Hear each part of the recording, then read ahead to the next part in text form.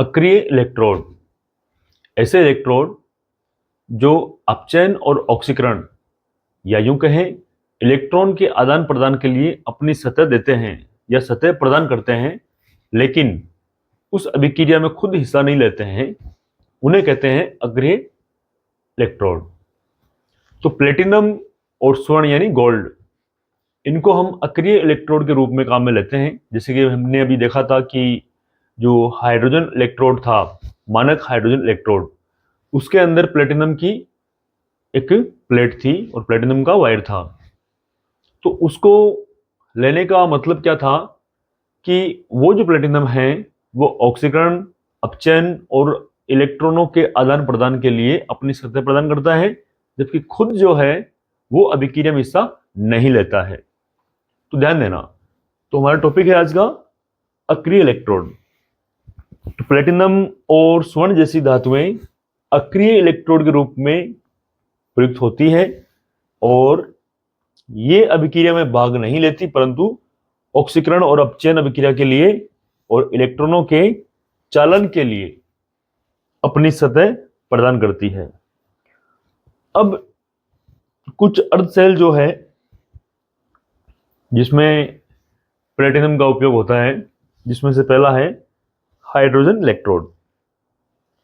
तो hydrogen electrode को दर्शाने के लिए ये प्लेटिनम है और ये हाइड्रोजन गैस है, ये हाइड्रोजन के आयन है।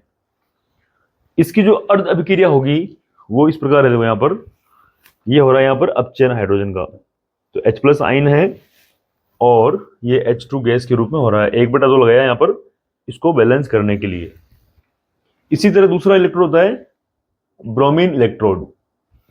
तो ब्रोमीन इलेक्ट्रोड में भी प्लेटिनम धातु का उपयोग करते हैं और यहाँ पर प्लेटिनम ले लिया और ब्रोमीन और ये ब्रोमाइड आयन है यहाँ पर, और इसकी जो अभिक्रिया होगी इसमें भी जो ब्रोमीन है उसका अपचयन हो रहा है। तो देखो यहाँ पर इलेक्ट्रॉन ग्रहण कर रहा है, ये 1/2 Br2 इलेक्ट्रॉन लिया तो ये बन गया ब्रोमाइड। तो ये जो इलेक्ट्रोड है, अक्रिय इलेक्ट्रोड है, ये मानक हाइड्रोजन इलेक्ट्रोड के रूप में काम में लेते हैं, जिसमें हम प्लेटिनम या गोल्ड जैसी धातुएं काम में लेते हैं। तो ये क्या है, अभिक्रिया में हिस्सा नहीं लेती, लेकिन ऑक्सीकरण, अपचयन, इलेक्ट्रॉन के चालन के लिए अपनी सतह प्रदान करती है। तो ये थोड़ा सा हमें ध्यान रखना है कि भाई अक्रिय इलेक्ट्रोड क्या होते हैं, इनका क्या रोल होता है, ये हमें ध्यान देना है। सेकंड चैप्टर में एक सारणी है जिसमें एक पूरी लिस्ट दी हुई है, जिसमें बताया हुआ है कि कौन किसका अपचयन कर सकता है और कौन किसका ऑक्सीकरण कर सकता है।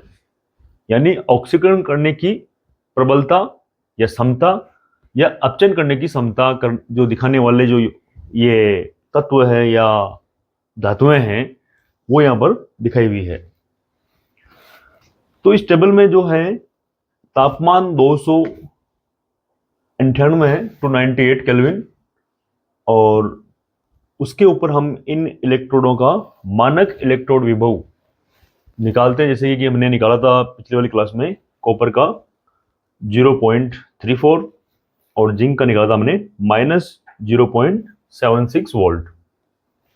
तो मानक इलेक्ट्रोड विभव का मतलब हो गया कि इनकी जो सांद्रता है वो 1 इकाई होती है और तापमान इतना होता है। अब देखो ये जो सारणी है बुक में दी हुई है, काफी बड़ी है, मैंने 2-4 नाम ही लिए यहाँ पर ताकि आपको एकदम बढ़िया से समझा दें। सबसे जो ऊपर है वो आ रहा है यहाँ पर फ्लोरीन, और यहां आ रहा है हाइड्रोजन, और हाइड्रोजन का हमने जो मानक इलेक्ट्रोड विभव लिया था वो लिया था 0। किसी भी अभिक्रिया के लिए ये 0 होता है। अब देखो इसके ऊपर टेबल में हाइड्रोजन के ऊपर जितने भी आ रहे हैं उसमें जो इनका मानक इलेक्ट्रोड विभव है वो कंटिन्यू बढ़ रहा है, और ऊपर जाते जाते टॉप मोस्ट ऊपर ही ऊपर जो एलिमेंट आ रहा है यहाँ पर फ्लोरीन आ रही है। इस फ्लोरीन का जो मानक इलेक्ट्रोड विभव है वो सबसे ज्यादा है 2.87। तो जैसे जैसे ऊपर जा रहे हैं वैसे वैसे इनकी जो ऑक्सीकारक क्षमता है वो बढ़ रही है।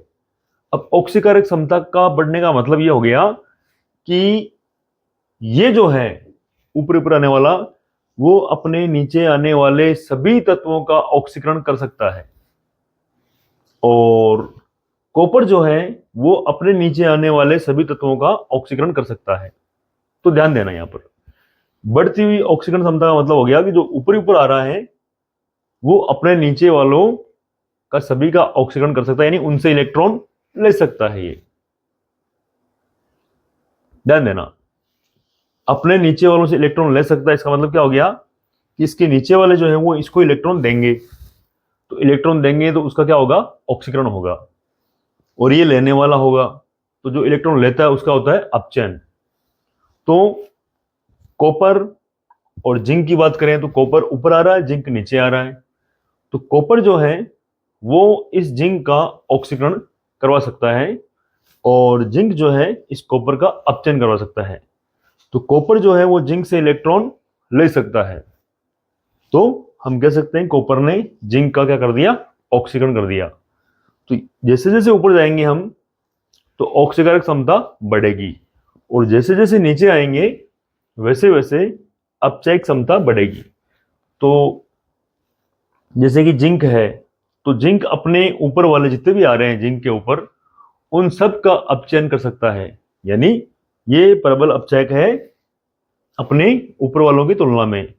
और नीचे नीचे लास्ट में आया यहां पर लिथियम, तो लिथियम जो है सबसे प्रबलतम अपचयक है। तो ध्यान देना, ये किसी का भी अपचयन करवा सकता है, यानी किसी को भी इलेक्ट्रॉन दे सकता है, देने की जो टेंडेंसी है या प्रवृत्ति है वो ज्यादा होती है इनकी।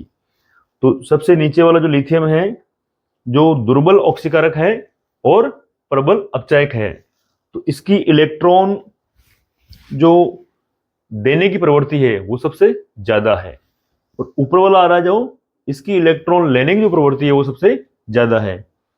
तो सबसे ज्यादा जो प्रबल अपचयक होता है उसका जो मानक इलेक्ट्रोड विभव होता है वो सबसे कम होता है। देखो माइनस में ये 3.05 आ रहा है, और ये प्रबल अपचयक है तो दुर्बल ऑक्सीकारक हो गया, और जो दुर्बल अपचयक होता है वो प्रबल ऑक्सीकारक होता है, और उसका मानक इलेक्ट्रोड विभव जो है वो धनात्मक होता है और ज्यादा होता है। तो यहां पर ये जो हाइड्रोजन है, इसके ऊपर वाले जो जितने भी आ रहे हैं सारे, वो सारे के सारे उनका जो मानक इलेक्ट्रोड विभव आएगा वो आएगा धनात्मक, यानी उनकी जो ऑक्सीकारक क्षमता है वो हाइड्रोजन से ज्यादा है। तो जिनकी ऑक्सीकारक क्षमता हाइड्रोजन से ज्यादा होती है, हाइड्रोजन से, तो उनका जो मानक इलेक्ट्रोड विभव है वो आएगा धनात्मक में। जैसे जैसे ऊपर जाएंगे वैसे वैसे उसका मान बढ़ता जाएगा, और हाइड्रोजन के नीचे जितने भी हैं वो जो है वो हाइड्रोजन की तुलना में दुर्बल ऑक्सीकारक है। तो ऐसी कंडीशन में क्या है कि उनका जो मानक इलेक्ट्रोड विभव होगा वो होगा नेगेटिव, और जैसे जैसे नीचे जाएंगे उसका मान माइनस में घटता जाएगा। तो सबसे कम है यहाँ पर -3.05। तो ये थोड़ा सा हमें ध्यान रखना है टेबल के बारे में। और भी खूब सारे इसमें एलिमेंट है, मैंने सिर्फ 4 लिए हैं ताकि आराम से दिख जाए, तो इसका विशेष तौर पर ध्यान देना है।